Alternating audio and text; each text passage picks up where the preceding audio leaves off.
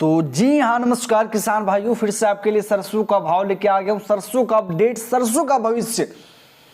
जी हाँ दोस्तों, आपने बिल्कुल सही सुना। अब सरसों का भाव फिर से पहले जैसा कम तो होने वाला नहीं है, क्योंकि दोस्तों हमारे भारत में जितना भी सरसों पैदा हो जाए, जितना यहाँ पे खपत है उतना नहीं हो पाता है।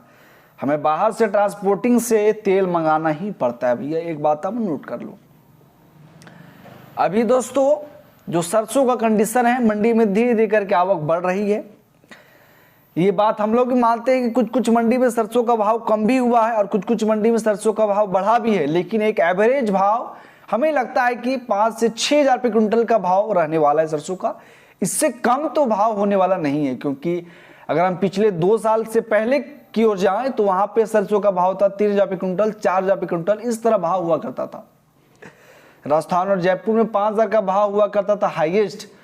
मगर जब से लॉकडाउन आई तब से जो सरसों का भाव है एक अलग ही आसमान की ओर गई है और लगातार भाव बढ़ ही रही थी। अभी जाके कुछ कम होना शुरू हुआ है जब पूरा लॉकडाउन खुला और जब मंडी में आवक बढ़ी।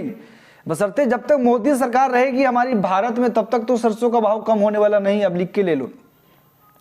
हाँ, अगर राहुल गांधी का सरकार आया, कांग्रेस का सरकार आया भारत में, तब सरसों का भाव कम हो सकता है, क्योंकि जब से मोदी हमारा देश में आया है, एक तो महंगाई, दूसरा बेरोजगारी।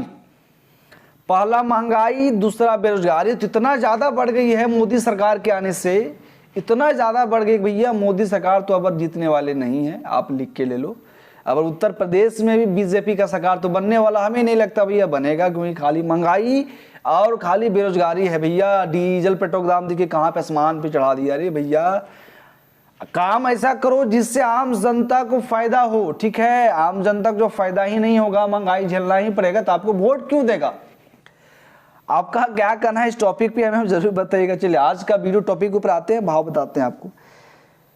अब वीडियो को लाइक कर दिया करो यार, या सब्सक्राइब, कुछ भी करो लेकिन कुछ तो करके जाओ। नोहर सरसों का भाव 6,675 रुपये क्विंटल से 6,800 रुपये क्विंटल। श्रीगंगानगर में सरसों का भाव जानते एक प्रयास करते हैं। चना का भाव 4400 रुपये क्विंटल से 4570 रुपये क्विंटल तक श्रीगंगानगर की बात करेंगे। बीकर अनाज मंडी की भैया, तो बीकर अनाज मंडी में सरसों का भाव 5400 रुपये क्विंटल से 5700 रुपये क्विंटल तक। इलाहाबाद मंडी की बात करेंगे। इलाहाबाद मंडी में क्या भाव रहा है आपको आज तुरंत अभी बताते हैं। इलाहाबाद में चना का भाव 4400 रुपये क्विंटल से 4750 रुपये क्विंटल तक रहा है। बात करेंगे दोस्तों आदमपुर मंडी के भैया, ग्वार का भाव 5570 रुपये क्विंटल तक रहा है।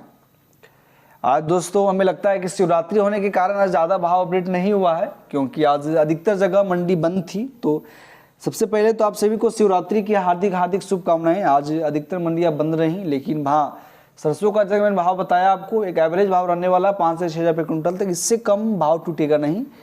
आपके एरिया में क्या भाव चल रहा है हमें जरूर बताइएगा वीडियो सेक्शन में, और चैनल को सब्सक्राइब करें या लाइक करें या डिसलाइक करें, कुछ तो करके जाए, ठीक है। धन्यवाद। मैं विवेक सिंह।